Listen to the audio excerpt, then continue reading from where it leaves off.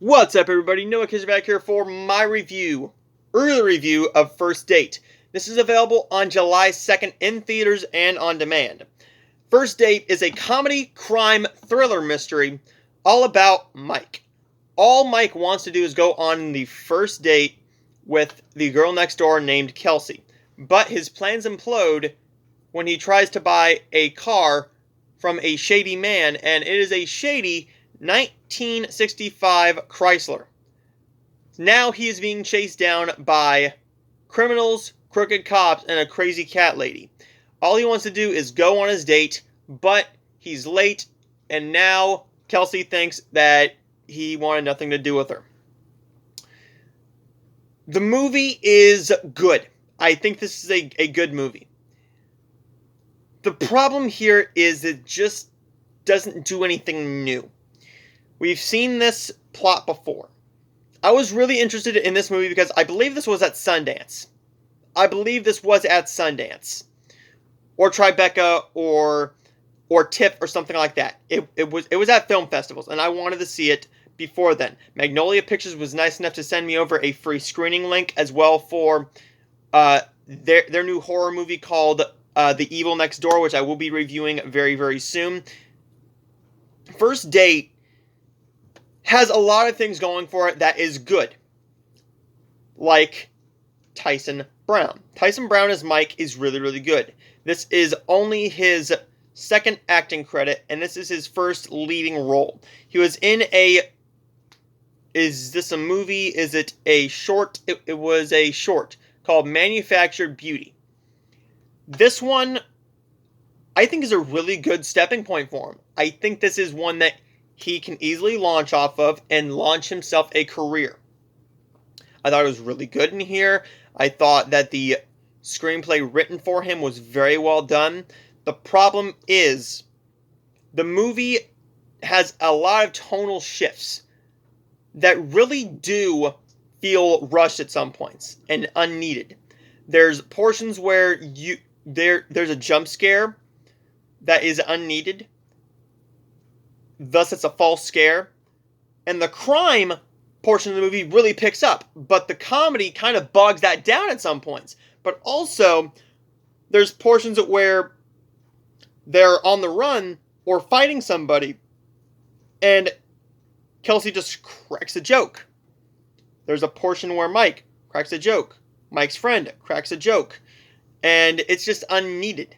But there's also portions where there's just been this big, intense, violent action. And Kelsey says, well, at least you still have your ball sack. That was a really nice joke there. I really enjoyed that joke. There's good bits of comedy between Mike and Kelsey and Mike and his friend. The problem is it's the criminals that don't make this movie. The criminals, there's too many of them. There's too many criminals. The problem is Vince, the captain, and the two who are making out almost have nothing to do.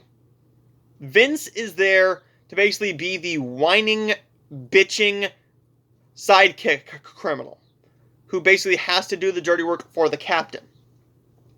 The two that were just obsessed with making out and having sex, that's all they do. They were not needed. They were two unneeded characters who were just there to be there.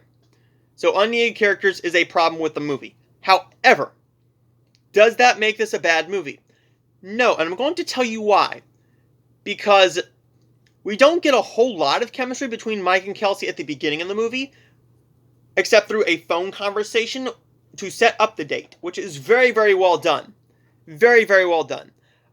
I thought there was just something that you could have done earlier in the movie to get the date going, to maybe make it seem like, oh, what was that one movie that released last year with Daniel Kaluuya? With Daniel Kaluuya,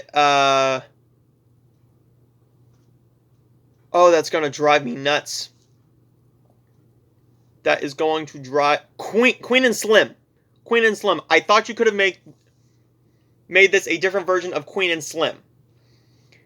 But the movie really holds its own here. The movie holds its own, and I think it's a decent little film here. Do I think it's one that's going to outstand any other movie? No, but I think this is a good film that I am really happy that I got to see. It lived up to my expectations. I was not expecting it to be the best of the year. Like, this is not going to go for Oscars. And they know that. They know it's a fun comedy mystery thriller. The chemistry between Kelsey and Mike, once we actually get into the meat of the movie, where they actually get together, don't actually go on the date, but where there's actually chemistry between the two, really makes this movie worth it.